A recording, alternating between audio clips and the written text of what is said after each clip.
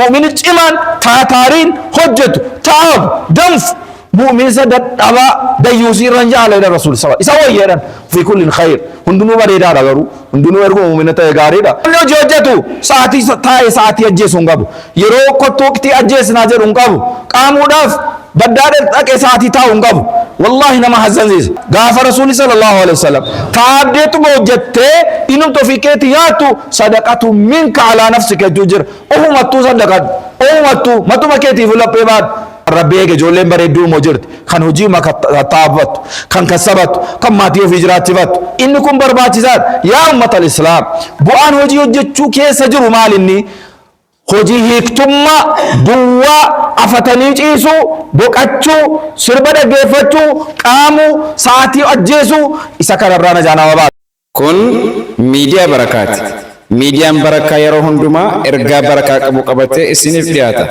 إسنيس ميديا كيسن سبسكرايب لايك شير بوچودان برا بدra gudde fadra إسنين جلا ما بعد فاتقوا الله عباد الله واعلموا أن الثمرة الرابعة من الثمار العشر أن يعف نفسه عن مسألة الناس والوقوف على أبوابهم فعن الزبير بن العوام رضي الله عنه قال قال رسول الله صلى الله عليه وسلم لأن يأخذ أحدكم حبله فيأتي بحزمة حطب على ظهره فيبيعها فيكف الله بها وجهه خير له من أن يسأل الناس أعطوه أو منعوه إرجان خطبة الرأكن كيس سجرو نما بود الرفيف دقيقة لما صديق باردو كيستك رسني دبرس يا أمة كينيا يا بي كينيا تكفى ربي صداتشون نرى برباچسادا أجج ربي كمو وجر أولچون وربي دورك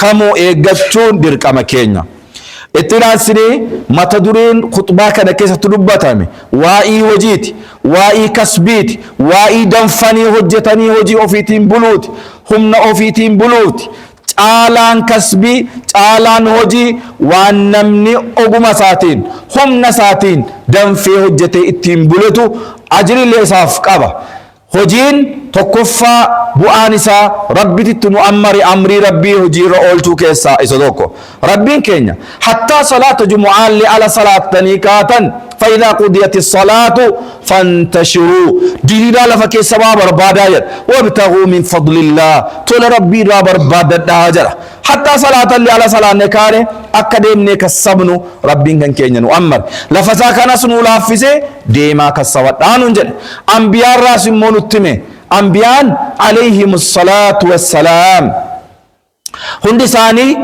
هجي هجتاني كسبي كسبتاني جراتاتنا ga'ee hojii jalaallee waan jara hojjetaatunan illee seenaa keessatti nu dubbatam kee irra hunda keessa wanni jarri hundi irratti bobba'an busaayee tiksuu irratti bobba'anii jiru gaaf tokko nabii Muhammad sallallahu alaihi wasallam nabiyyi tokko kan rabbi erge utuu busaayee hin ergin hin eegin hin tiksin hin ergamne jedhan jennaan isinis moo jedhanin isinis eegdanittuu jennaan warri makkaa waan haasabanii jennaan kaffaltii jaraarratti eegaafiin ture warra makkaati jedhan nabiyyi Muhammad salawaatullaahi wasalaamu alayhi isaan fakkeenya daldalaatis nagadaniirus busaayis eeganiiru hojii hojjechuun diina islaam keessatti sharafa kabaja guddaadha kabaja jireenya biyya lafaati hojii hojjechuun bu'aansaa tokko inni biraa samaraansaa namni hojii hojjetu kadhaarra fuula namaa dhaabbachuurra harka gadi itaurra harka isaa gadi nama jala qaburra rabbi isa hambise fuula bisaadhaa eeggate harka isaa gadi deemturra gadi jechuurra harka walii ta'uu danda'a al-yadul ulya khayrun min al-yadi sufla akkana immoo nabiyyin sallallahu alaihi wasallam harka si olirraa kennitu tuyyu isii gadi taqabbalturra caalteeran inni olii kennu al-yadul munfiqah isiin gara gadi harka kadhattee fudhattu jedhan kadhatanii argachuurra kadhatanii fuula namaa dhaabbatanii yookaan argachuu dhabuurra hadiisa tokko keessatti maal jedhan qoraan dhaqxanii funaantanii finyoo gurmurra kaa'attanii deemtanii baddaa dhaqxanii qoraan cabsitanii dhuftanii qoraan sana gurgurattee qoraan sanaan isiima sana gurgurateen fuula isaadhaaf fuuldura namaa dhaabbachuurraa of hambisuun khayrun min an yas'ala an-naasa a'tahu aw mana'uhu ila rasul sallallahu alaihi wasallam bu'aan hojii tokko kan bu'aan hojii kadhaarraa si oolcha aziizan nafsi kan keetiin guddattee kabaja gaarii utuu yeella'in utuu fuula namaa fuulduratti hin salphatin jiraachuu dandeessa. Kanaaf hojiin faarfamaadha, kadhaan immoo arrabsamaadha. Ummanni keessattuu kadhaa aadaa godhate utuu fayyaa ta'u utuu rakkina hin qabaatin yoo kadhaa kadhate hinuma haraamaayu fayyaa yoo ta'e yoo rakkina jabaan qabaatin yoo kadhaa kadhate haraamaayu yakkaayu itti gaafatama gaafa guyyaa qiyaamaa kan fuula isaa kana daguugame foon irra dhabame lafee duwwaa akka dhaabataaf mallattoo warra waa kadhatoo akkasitti beekama jedhan rabbi kadhaarraa salaamaa nu haa baasu. Warri kasbii godhate kadhaadhaa yeroo hunda nan jiraadha jedhu salphina jireenya isaa akkas ta'uu hin qabu. Hojii immoo hin tuffatin yoo of guddisuu barbaadde yoo kabaja barbaadde hojii qofa hin tuffatin halaala haa ta'u bicha ribaadhaan qumaaraan haraama adda addaatiin hannaan saamichaan kiisii namaa galuudhaan hojiidha yoo jedhame inni salphina. Zamana tokko hannumaan hojiidha jedhanii yeroo lakkaa'anus darbeera. Hannumaanii hojiidha jedhame lakkaa'ama innis hojii hojjetaadha. Hojii miti inni hannaa qalbii nama cabsuu nama boosisuu miskiina hiyyeessa boosisaa oola. Inni horii isaa gurguratee baadiyyaa dhufee asii farankaa isaa qabatee deemuudha. Baankii kaa'achuus hin beeku. Hamma inni hedduu lamaan kana rakkatutti farankaa kiisiidhaa fuudha. Silkii kiisiidhaa fuudha. Subhaanallah. Hanni hojii ta'ee rabbi salaamaa nu haa baasu. Gubboon hojii ta'ee gubboonis hojii ta'uu danda'u. Inni gubboodhaan jiraachuu barbaadu. Inni saamichis hojii ta'uu danda'u. Hojiin halaal kasbal halaal maqaan isaa kasbal halaal jedhamee dubbatame. Inni biraa bu'aan hojii hojjechuu keessa jiru maal inni? Hojii hiiktummaa duwwaa afatanii ciisuu boqachuu sirba dhaggeeffachuu qaamuu sa'aatii ajjeesuu isa kanarraa na jaanama baasa. Namni hojii hojjetu sa'aatii taa'ee sa'aatii ajjeesuu hin qabu. Yeroo kottuuqtii ajjeesnaa jedhu hin qabu. Qaamuudhaaf baddaa dhaqee sa'aatii taa'uu hin qabu. Wallaahi nama hazzansiisa. Zaahirii tokko innaa ilaalamu namni ka sa'aatii tokko qanii guddaa qanii akkasii baajaajiin hin dhabamu. Maaliif jennaan garguddaan boqannaadha jedhamee daarii godhee qaama yennaa gara qofee kanatti achi baanu baajaajiin taraatti dhaabbatee boqannaa jedhamu. Inni gadiin immoo achi ba'ee suusii amala biraas hin qabaatu. Kan rabbi eege malee kan rabbi eege ijoolleen bareedduu immoo jirti kan hojii taa'afattu kan kasabatu kan maatii ofii jiraachifattu inni kun barbaachisaadha. Yaa ummata islaam waa'in kasbii daqiiqaa gabaabduu kana keessatti dubbatamee kana miti. Kasbii sirriitti kasabachuun ofuma nyaachuun ofuma rakkoorraa of oolchuun maatii ofii rakkoorraa oolchuun sadaqaadha. Gaafa rasuulli sallallahu alaihi wasallam taabdeetuma hojjettee innumti ofii keetti yaattu sadaqatu minka alaa nafsika jechuu jira. Ofumattuu sadaqadhu ofumattuu matuma keetiif laphee baadhu. Sanamatti khayrii ooluu biraa durayyuu ofumattuu khayrii oolu. Namni moo sirriitti hojjetu jedhan sunnaan biyya lafaa namni sirriitti hojii hojjetu ofirra darbee namaa sadaqatu danda'a. Namni sirriitti hojii hojjetu namni ta'aabu hamma ofii nyaaturra darbee namaallee ta'uu danda'a. Inni marmaratee ta'u ofitti ba'aa walitti ba'aa biyyatti ba'aa ta'a.